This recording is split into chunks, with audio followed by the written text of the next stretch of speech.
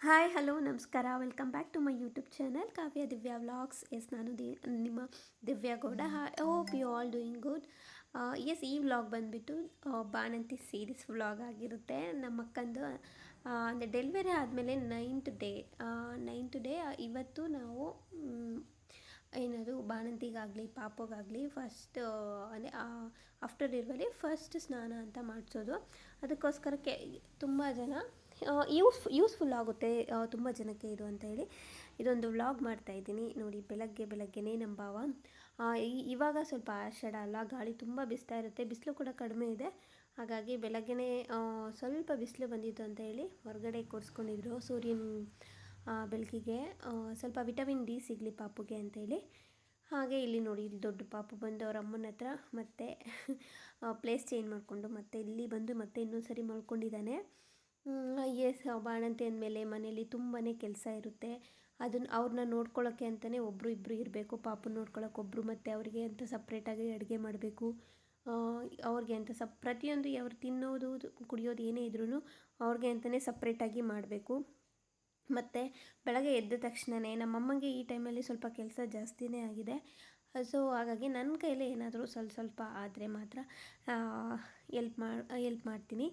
So first ಅವರಿಗೆ ಬಿಸಿನೀರು ಬೇಕಲ್ಲ, ಅದಕ್ಕೇ ಬೆಳಗ್ಗೆ ಎದ್ದುಬಿಟ್ಟು ನಮ್ಮಮ್ಮ ಫಸ್ಟು ಮಾಡೋ ಕೆಲಸನೇ ಅದು. ಬಿಸಿನೀರು ಕಾಯಿಸ್ಬಿಡ್ತಾರೆ, ಅದನ್ನು ಈ ರೀತಿ ಫ್ಲಾಸ್ಕಲ್ಲಿ ಹಾಕಿಟ್ಬಿಡ್ತಾರೆ.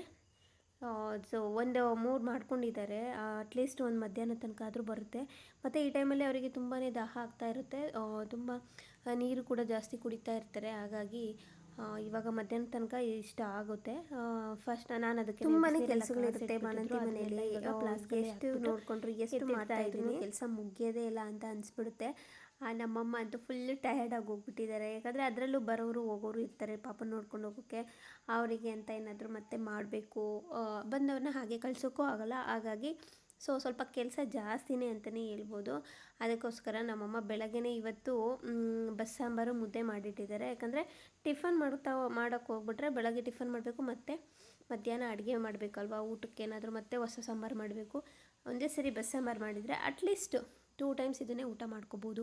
ಬೆಳಗ್ಗೆ ಮುದ್ದೆ ಊಟ ಮಾಡಿದ್ರೆ ಮಧ್ಯಾಹ್ನ ಆಫ್ಟರ್ನೂನ್ ಒಬ್ಬೊಬ್ಬರು, ಅಂದರೆ ಕೆಲವರು ಊಟ ಮಾಡ್ತಾರೆ, ಒಬ್ಬೊಬ್ಬರು ಸ್ಕಿಪ್ ಮಾಡ್ತಾರೆ. ನಮ್ಮ ಡ್ಯಾಡಿ ಎಲ್ಲ ಊಟ ಮಾಡಲ್ಲ ಮಧ್ಯಾಹ್ನ ಟೈಮು. ನಾವು ಇದ್ದರೆ ಅದರಲ್ಲೇ ಸ್ವಲ್ಪ ಅನ್ನ ಸಾಂಬಾರು ಊಟ ಮಾಡ್ಕೋತೀವಿ. ಹಾಗೆ ಇವತ್ತು ನನ್ನ ಮುಂಚೆನೇ ಹೇಳ್ದಾಗೆ ಇವತ್ತು ಸ್ನಾನ ಮಾಡಿಸ್ತಾರೆ ಅಂತ ಹೇಳಿದ್ನಲ್ವ, ಯಾರಿಗೆ, ಬಾಣಂತಿಗೆ ಮತ್ತು ಪಾಪುಗೆ ಇಬ್ಬರಿಗೂ ಇದು ಮೊದಲನೇ ಸ್ನಾನ ಆಫ್ಟರ್ ಡೆಲಿವರಿ ಅಂತಲೇ ಹೇಳ್ಬೋದು. ನೋಡಿ, ಇಲ್ಲಿ ಸ್ನಾನ ಮಾಡಿಸ್ಬೇಕಾದ್ರೆ ಅಂದರೆ ನಾರ್ಮಲಾಗಿ ಇರಲ್ಲ, ಇದು ಒಂಥರ ಇದ್ರ ಪ್ರೋಸೆಸ್ಸೇ ಡಿಫ್ರೆಂಟಾಗಿರುತ್ತೆ. ಮುಂಚೆ ಎಲ್ಲ ಇದ್ರದ್ದು ತುಂಬ ಲಾಂಗ್ ಪ್ರೋಸೆಸ್ ಇತ್ತು ಅಂತಲೇ ಹೇಳ್ಬೋದು. ಯಾಕಂದರೆ ಅದೆಲ್ಲನೂ ಕಂಪ್ಲೀಟಾಗಿ ಗೊತ್ತಿಲ್ಲ, ಬಟ್ ಏನೇನೋ ಕೆಲವೊಂದು ಮೇಯ್ನಾಗಿ ಫಾಲೋ ಮಾಡಬೇಕಲ್ವ, ಅದನ್ನು ಗೊತ್ತಿರೋದನ್ನ ಅವ್ರನ್ನ ಫಾಲೋ ಮಾಡ್ತಾಯಿದ್ದಾರೆ. ಸೊ ಫಸ್ಟ್ ಇಲ್ಲಿ ನೀರು ಕಾಯಿಸ್ತಾ ಇದ್ದಾರೆ, ಒಲೆಯಲ್ಲಿ ಕಾಯಿಸ್ತಾರೆ. ಮತ್ತು ಇದಕ್ಕೆ ನೀಲಗಿರಿ ಸೊಪ್ಪು, ಬೇವಿನ ಸೊಪ್ಪು, ಎಲ್ಲಿಕಾಯಿ ಸೊಪ್ಪು ಈ ಥರದ್ದನ್ನು ಹಾಕಿ ನೀರು ಕಾಯಿಸೋದು. ಯಾಕೆ ಅಂದರೆ ಬಾಣಂತಿಗೆ ಶೀತ ಆಗಬಾರ್ದು, ಶೀತ ಆಗಿದರೆ ಶೀತ ಹೊಡಿಲಿ ಅಂತ ಹೇಳ್ಬಿಟ್ಟು ಈ ರೀತಿ ನೀರು ಕಾಯಿಸ್ಬಿಟ್ಟು ಸ್ನಾನ ಮಾಡಿಸೋ ಸಂಪ್ರದಾಯ ಇದೆ.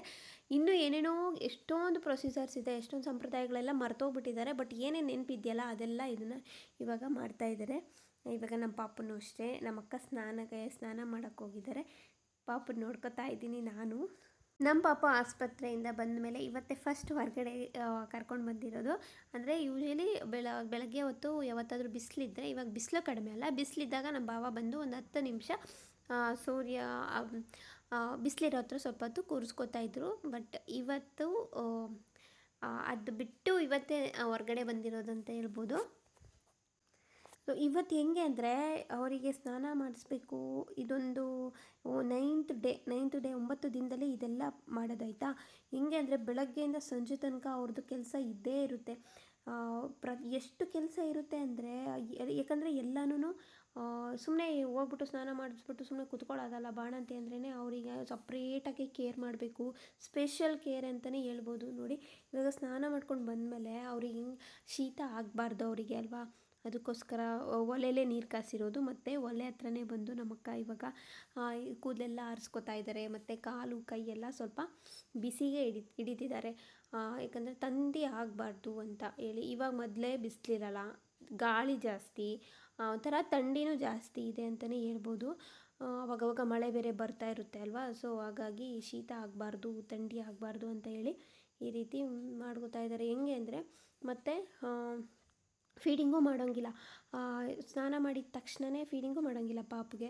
ಸೊ ಹಂಗಾಗಿ ಇವಾಗ ಪಾಪು ಮಲಗ್ದಾಗಲೇ ಸ್ನಾನ ಮಾಡಬೇಕು, ಎದ್ದೊಳಷ್ಟರಲ್ಲಿ ಸ್ನಾನ ಮಾಡಿ ಕೂದಲೆಲ್ಲ ಒರೆಸ್ಕೊಂಡು ಇವ್ರು ರೆಡಿಯಾಗಿ ತಕ್ಷಣವೂ ಫೀಡ್ ಮಾಡೋಂಗಿಲ್ವಲ್ಲ, ಸೊ ಹಾಗಾಗಿ ಸ್ವಲ್ಪ ಬೇಗ ಬೇಗನೆ ಎಲ್ಲ ಮಾಡ್ಕೋತಾ ಇದ್ದಾರೆ.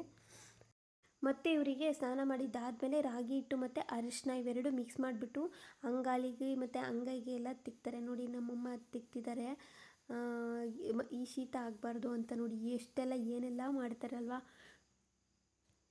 ನೋಡಿ ಒಂದು ತಾಯಿ ಅಂತ ಹೇಳಿದ್ಮೇಲೆ ಅವ್ರಿಗೆ ಎಷ್ಟೊಂದು ಬಾಧ್ಯತೆಗಳಿರುತ್ತೆ ಅಂದರೆ ಚಿಕ್ಕ ಮಕ್ಕಳಿಂದ ದೊಡ್ಡವರಾಗೋ ತನಕ ಸಾಕಿ ಸಲಹಿ ಅವ್ರನ್ನ ದೊಡ್ಡವ್ರು ಮಾಡಿ ಅವ್ರಿಗೆ ಮದುವೆ ಮಾಡಿ ಮತ್ತು ಅವ್ರಿಗೆ ಮಕ್ಕಳಾದರೆ ಅವ್ರ ಮೊಮ್ಮಕ್ಕಳನ್ನ ನೋಡಿಕೊಂಡು ಮತ್ತು ಬಾಣಂತಿ ಟೈಮಲ್ಲಿ ಈ ಟೈಮಲ್ಲಿ ಮಕ್ಕಳನ್ನು ಕೂಡ ಮತ್ತೆ ಚಿಕ್ಕ ಪಾಪು ಥರ ನೋಡ್ಕೋಬೇಕು. ಇಷ್ಟೆಲ್ಲ ಮಾಡ್ತಾರೆ ಅಂದರೆ ನಿಜವಾಗ್ಲೂ ಅವ್ರ ಋಣ ತೀರ್ಸೋಕ್ಕೆ ಸಾಧ್ಯನೇ ಇಲ್ಲ ಅಂತ ಹೇಳ್ಬೋದು. ಮತ್ತು ಹೇಳೋಕ್ಕೆ ಆಗಲ್ಲ ಅವರಿಗೆ ಅಂದರೆ ನಾವು ಸ್ವಲ್ಪ ಕೆಲಸ ಮಾಡಿದ್ರೇ ಸುಸ್ತಾಗುತ್ತೆ ಹಂಗೆ ಹಿಂಗೆ ಅಂತ ಹೇಳ್ತಾ ಇರ್ತೀವಿ. ಆದರೆ ಅವ್ರಿಗೆ ಎಷ್ಟೇ ನೋವಿದ್ರು ಎಷ್ಟೇ ಕಷ್ಟ ಇದ್ರೂ ಮಕ್ಕಳಿಗೆ ಮಾಡೋ ಅಂಥ ಕೆಲಸದಲ್ಲಿ ಯಾವುದೇ ರೀತಿ ಯಾವತ್ತೂ ಅವರು ಯಾವತ್ತೂ ಹಿಂಜರಿಯೋದೇ ಇಲ್ಲ. ಅವ್ರಿಗೆ ಎಷ್ಟೇ ಕಷ್ಟ ಆಗಲಿ ಅವ್ರದ್ದೇನು ಬಾಧ್ಯತೆ ಇರುತ್ತಲ್ಲ, ಅವ್ರದ್ದೇನು ಜವಾಬ್ದಾರಿ ಇರುತ್ತಲ್ಲ ಅದನ್ನು ತೀರಿಸ್ಕೊಳ್ತಾರೆ. ನಮ್ಮಮ್ಮ ಮತ್ತು ಅದರಲ್ಲಿ ನಿಜವಾಗ್ಲೂ ಪುಣ್ಯ ಮಾಡಿದ್ದೀವಿ ಅಂತಲೇ ಹೇಳ್ಬೋದು. ಈಗ ಮತ್ತೆ ಏರ್ ಸ್ವಲ್ಪ ಬೇಗ ಡ್ರೈ ಆಗಲಿ ಅಂತ ಹೇಳ್ಬಿಟ್ಟು ಹೇರ್ ಡ್ರೈಯರ್ ತೊಗೊಂಡು ಈ ಥರ ಎಲ್ಲ ಡ್ರೈ ಮಾಡ್ತಾಯಿದ್ದೀನಿ ಹೇರ್ಸು. ಅದಂದರೆ ಸ್ವಲ್ಪ ತಿಕ್ಕಾಗಿದೆ ನಮ್ಮ ಅಕ್ಕನ ಹೇರ್ಸ್ ಬೇರೆ ಬೇಗ ಆರಲ್ಲ, ಹಾಗಾಗಿ ಸ್ವಲ್ಪ ಹೇರ್ ಡ್ರೈಯರಿಂದ ಡ್ರೈ ಮಾಡ್ತಾಯಿದ್ದೀನಿ. ಮತ್ತು ಅದಾದಮೇಲೆ ನೋಡಿ ನಮ್ಮ ಅಕ್ಕ ಮತ್ತೆ ಇನ್ನೂ ಒಂದು ಸರಿ ಬಂದು ಒಲೆ ಹತ್ರ ಅದು ಬಿಸಿ ಇರುತ್ತಲ್ಲ, ಒಲೆಯಲ್ಲಿ ನೀರು ಕಾಸಿ ಸ್ನಾನ ಮಾಡಿದ್ರೆ ಎಷ್ಟು ಫ್ರೆಶ್ ಆಗಿರ್ತೀವಿ ಅಂದರೆ ಫುಲ್ಲು ಸಖತ್ತಾಗಿರುತ್ತೆ. ಸೊ ಬಾಣಂತಿಗೆ ಹೆಂಗೆ ಅಂದರೆ ಡೆಲಿವರಿ ಆದಾಗಿಂದ 9 ದಿನದ ತನಕ ಅಂದರೆ ತಲೆ ಬಾಚಲ್ಲ, ಅಂದರೆ ತಲೆಗೆ ಕೂಂಬು ಮುಟ್ಸೋದೇ ಇಲ್ಲ. ಸೊ ಅವತ್ತಿನ ದಿನ ಹೇಗೆ ತಲೆ ಬಾಚಿರ್ತಾರಲ್ವ ಅದು ಹಾಗೆ ಇರುತ್ತೆ. ಸ್ನಾನ ಮಾಡಿಸಿರಲ್ಲ, ತಲೆ ಬಾಚಿರಲ್ಲ. ಸೊ ಹಂಗಾಗಿ ಇವತ್ತು ಸ್ನಾನ ಮಾಡಿಸ್ಬಿಟ್ಟು ನೋಡಿ ನಮ್ಮ ಮಕ್ಕ 2 ಜಡೆ ಹಾಕ್ಕೊಂಡಿದ್ದಾರೆ, ತುಂಬ ಕ್ಯೂಟಾಗಿ ಕಾಣಿಸ್ತಿದ್ದಾರೆ, ಚೆನ್ನಾಗಿ ಕಾಣಿಸ್ತಿದ್ದಾರೆ. ಸೊ ಇವತ್ತೇ ತಲೆ ಬಾಚ್ಕೊಂಡಿರೋದು 9 ದಿನದಲ್ಲೇ 9ನೇ ದಿನದಲ್ಲಿ ಚೆನ್ನಾಗಿ ಕಾಣಿಸ್ತಾ ಇದ್ದಾರಲ್ಲ. ಸೊ ಅದಾದಮೇಲೆ ನೋಡಿ ಇವಾಗ ನಮ್ಮ ಪಾಪುಗೆ ಸ್ನಾನ ಮಾಡಿಸ್ತಿದ್ದಾರೆ. ಪಾಪುಗೆ ಚಿಕ್ಕ ಮಕ್ಳಿಗೆ ಸ್ನಾನ ಮಾಡಿಸೋದು ಅಷ್ಟು ಈಸಿ ಅಲ್ಲ, ತುಂಬ ಅನುಭವ ಇರಬೇಕು ಮಾಡಿಸೋರಿಗೆ.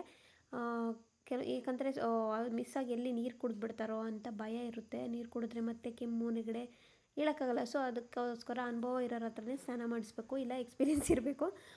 ಸೊ ನೋಡಿ ಇಷ್ಟೆಲ್ಲ ಆಯಿತು.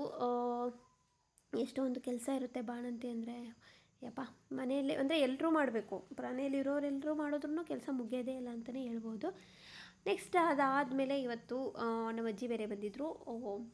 ಸೊ ಹಾಗಾಗಿ ನಮ್ಮಮ್ಮ ಪಕೋಡ ಬೇರೆ ಮಾಡಿದರು. ಅದ್ರ ಜೊತೆಗೆ ಸ್ವೀಟ್ ಇರಲಿ ಅಂತ ಹೇಳಿ ನಾನಿವಾಗ ಪಾಯಸ ಮಾಡೋಣ ಅಂತ, ಶಾವಿಗೆ ಪಾಯಸ ಮಾಡೋಣ ಅಂತ ರೆಡಿ ಮಾಡ್ಕೋತಾ ಇದ್ದೀನಿ. ಏನಿಲ್ಲ ಎಲ್ಲರೂ ಮಾಡೋ ಥರನೇ ಶಾವಿಗೆ ಪಾಯಸ, ಯಾಕಂದರೆ ಬೇಗ ಆಗುತ್ತೆ, ಕ್ವಿಕ್ಕಾಗುತ್ತೆ, ತುಂಬ ರಿಸ್ಕ್ ಇರಲ್ಲ, ಬೇಗ ಮಾಡ್ಬೋದು ಅಂತ ಹೇಳ್ಬಿಟ್ಟು ಇದನ್ನು ಮಾಡ್ತಾಯಿದ್ದೀನಿ. ಫಸ್ಟ್ ಎಲ್ಲ ಡ್ರೈ ಫ್ರೂಟ್ಸ್ನ ತುಪ್ಪದಲ್ಲಿ ಹುರ್ಕೊಂಡೆ. ಅದಾದಮೇಲೆ ಅದೇ ಬಾಣಲಿಲಿ ಶಾವಿಗೆ ಇದೆಯಲ್ಲ ಅದನ್ನು ಸ್ವಲ್ಪ ರೋಸ್ಟ್ ಮಾಡಿಕೊಂಡೆ. ನನಗೆ ಸ್ವಲ್ಪ ಕಲರ್ ಚೇಂಜ್ ಆಗಬೇಕು, ಒಂದೊಂದು ಬ್ರೌನ್ ಕಲರ್ ಆಗಬೇಕು, ಆವಾಗಲೇ ಒಂಥರ ನನಗೆ ಚೆನ್ನಾಗಿ ಅನಿಸೋದು. ಸೊ ಅಲ್ಲಿ ತನಕ ಚೆನ್ನಾಗಿ ಹುರ್ಕೊಂಡು ನೆಕ್ಸ್ಟು ಅದೇ ಬಾಣಲಿಲಿ ಹಾಲು ಹಾಕಿ ಕುದಿಸ್ಕೊತಾ ಇದ್ದೀನಿ. ಇದಕ್ಕೆ ನಾನು ಒಂದು 3/4% ಹಾಲು ಹಾಕಿದ್ರೆ ಒಂದು 10-20% ನೀರು ಹಾಕ್ತೀನಿ ಅಷ್ಟೇ. ನನಗೆ ಈ ಥರ ಪಾಯಸ ಮಾಡಿದ್ರೆ ಇಷ್ಟ. ಮತ್ತು ಇದಕ್ಕೆ ನಾನು ಯಾವುದೇ ರೀತಿ ಕಾಯಲು ಏನೂ ಹಾಕೋದಿಲ್ಲ, ಆಯಿತಾ. ಜಸ್ಟ್ ಏಲಕ್ಕಿನ ಕುಟ್ಬಿಟ್ಟು ಹಂಗೆ ಹಾಕ್ಬಿಡ್ತೀನಿ. ಇವತ್ತು ನಾನು ಹಾಲು ಕುದಿಸ್ಬಿಟ್ಟು ಅದರಲ್ಲೇ ಸ್ವಲ್ಪ ಸಕ್ಕರೆ ಕೂಡ ಹಾಕಿದ್ದೀನಿ. ಅದಕ್ಕೇ ಸ್ವಲ್ಪ ಇವಾಗ ಬಾದಾಮ್ ಪೌಡರ್ನ ಆ್ಯಡ್ ಮಾಡ್ತಾಯಿದ್ದೀನಿ. ನಿಮ್ಮ ಮನೇಲಿ ಇದ್ದರೆ ಕೇಸರಿ ಕೂಡ ಆ್ಯಡ್ ಮಾಡ್ಕೋಬೋದು, ತುಂಬಾ ಚೆನ್ನಾಗಿರುತ್ತೆ, ಕಲರ್ಫುಲ್ಲಾಗಿರುತ್ತೆ ಅಂತಲೇ ಹೇಳ್ಬೋದು. ನೋಡಿ ಇದು ಚೆನ್ನಾಗಿ ಕುದಿಸ್ಕೋಬೇಕು. ಇವಾಗ ಇದಕ್ಕೆ ಜಸ್ಟ್ ಹಾಲು ನೀರು ಸ್ವಲ್ಪ ನೀರು ಹಾಕಿದ್ದೀನಿ ಮತ್ತು ಬಾದಾಮ್ ಪೌಡ್ರು ಸಕ್ಕರೆ ಇದರಲ್ಲಿ ಇದನ್ನು ಚೆನ್ನಾಗಿ ಕುದಿ ಬರೋ ತನಕ ಕುದಿಸ್ಕೋಬೇಕು. ಸೊ ಕೆಲವೊಂದು ಸರಿ ಕಾಯಿ ಕೂಡ ಇದಕ್ಕೆ ಆ್ಯಡ್ ಮಾಡ್ತಾರೆ, ಯಾಕಂದರೆ ಹಾಲು ಕಡಿಮೆ ಇರೋರು ಕಾಯಿ ಯೂಸ್ ಮಾಡ್ತಾರೆ. ಸ್ವಲ್ಪ ಕಾಯಿ ಯೂಸ್ ಮಾಡಿದ್ರೆ ಏನಂದರೆ ಸ್ವಲ್ಪ ತಿಕ್ನೆಸ್ ಜಾಸ್ತಿ ಬರುತ್ತೆ, ಗಟ್ಟಿಯಾಗಿಬಿಡುತ್ತೆ. ಮತ್ತು ಶಾವಿಗೆನೂ ಕೂಡ ಅಷ್ಟೇ, ನೀವು ಯಾವಾಗ ಹುರ್ಕೋತಿರಲ್ಲ, ಹುರ್ಕೊಂಡ ತಕ್ಷಣ ತಣ್ಣೀರಲ್ಲಿ ಹಾಕಿದ್ರೆ ಏನದು ಬೇಯಿಸ್ಕೋಬೇಕಾದ್ರೆ ಶಾವಿಗೆ ಎಲ್ಲ ತುಂಡಾಗಲ್ಲ ಮತ್ತು ನುಣ್ಣಗಾಗಲ್ಲ. ಆ ಥರ ಮಾಡೋದ್ರಿಂದ ಶಾವಿಗೆ ಪಾಯಸ ಚೆನ್ನಾಗಾಗುತ್ತೆ. ನಾನಿಲ್ಲಿ ಬರೀ ಹಾಲು ಮಾತ್ರನೇ ಆ್ಯಡ್ ಮಾಡ್ತಾಯಿದ್ದೀನಿ. ಇವಾಗ ಚೆನ್ನಾಗಿ ಇದೆಲ್ಲ ಕುದ್ದಾದಮೇಲೆ ಅದಕ್ಕೆ ಶಾವಿಗೆ ಆ್ಯಡ್ ಮಾಡಿ ಅದು ಸ್ವಲ್ಪ ಹೊತ್ತು ಕುದ್ದಾದಮೇಲೆ ಚೆನ್ನಾಗಿ ಬೆಂದಮೇಲೆ ಲಾಸ್ಟಲ್ಲಿ ಡ್ರೈ ಫ್ರೂಟ್ಸ್ನ ಕರ್ಕೊಂಡು ಇಟ್ಕೊಂಡಿದ್ದೆಲ್ಲ ಆ ಡ್ರೈ ಫ್ರೂಟ್ಸ್ನ ಆ್ಯಡ್ ಮಾಡ್ತಾಯಿದ್ದೀನಿ. ಅಪರೂಪಕ್ಕೆ ಈ ಥರ ಮಾಡಿಕೊಂಡು ತಿನ್ಬೋದು. ಯಾವಾಗಾದರೂ ಸ್ವೀಟ್ ಕ್ರೇವಿಂಗ್ಸ್ ಆದಾಗ ಈ ಥರ ಮಾಡಿಕೊಂಡು ತಿನ್ಬೋದು, ಯಾಕಂದರೆ ಪಟ್ ಅಂತ ಆಗಿಬಿಡುತ್ತೆ ಅಲ್ವಾ, ಅದಕ್ಕೋಸ್ಕರ. ನೆಕ್ಸ್ಟು ಇದು ಸಂಜೆ ಆಗಿಬಿಟ್ಟಿತ್ತು. ಆವತ್ತಿನ ದಿನವೇ 9ನೇ ದಿನವೇ ಬೆಳ್ಳಿದು ತಾಯ್ತ ತಂದುಬಿಟ್ಟು ಪಾಪುಗೆ ಕಟ್ತೀವಿ. ಯಾಕಂದರೆ ಇಲ್ಲಿ ತನಕ ಯಾವುದೇ ರೀತಿ ಏನು ದಾರ ಆಗಲಿ ಯಂತ್ರ ಆಗಲಿ ಕಟ್ಟಿಲ್ಲ. ಸೊ ಇವತ್ತು ಬೆಳ್ಳಿದು ತಾಯ್ತ ಕಟ್ತಾರೆ. ಅದಕ್ಕೇನೋ ಹೆಸರು ಹೇಳ್ತಾರೆ, ಬಟ್ ನನಗೆ ನೆನಪಿಲ್ಲ. ಪಾಪುಗಳಿಗೆ ಏನೂ ಆಗಬಾರ್ದು, ಹುಷಾರಿಲ್ದಂಗೆ ಆಗಬಾರ್ದು, ಚೆನ್ನಾಗಿರಬೇಕು ಅಂತ ಹೇಳಿ, ಮತ್ತು ದೃಷ್ಟಿ ಆಗಬಾರ್ದು ಅಂತೇಳಿ ಕಪ್ಪು ದಾರದಲ್ಲಿ ಆ ಬೆಳ್ಳಿದು ತಾಯ್ತ ತಂದಿರ್ತಾರಲ್ಲ ಅದನ್ನು ಕಟ್ತಾ ಇದ್ದಾರೆ ನಮ್ಮ ಭಾವ. ಸೊ ಇಷ್ಟ ಆಗಿತ್ತು ಇವತ್ತಿನ ಬಾಣಂತಿ ಸೀರೀಸ್ ಲಾಗ್. ನಿಮ್ಗೆ ಇಷ್ಟ ಆಗಿದೆ ಅಂತ ಅನ್ಕೋತೀನಿ. ಇಷ್ಟ ಆಗಿದ್ದರೆ ಲೈಕ್ ಮಾಡಿ, ಶೇರ್ ಮಾಡಿ, ಕಮೆಂಟ್ ಮಾಡಿ. ಮತ್ತು ನಾನು ಹಾಕೋಂಥ ಎಲ್ಲ ವೀಡಿಯೋಸ್ನ ಫುಲ್ಲು ಕಂಪ್ಲೀಟಾಗಿ ನೋಡಿ, ಹಾಗೆ ಸಪೋರ್ಟ್ ಮಾಡಿ. ಬಾಯ್.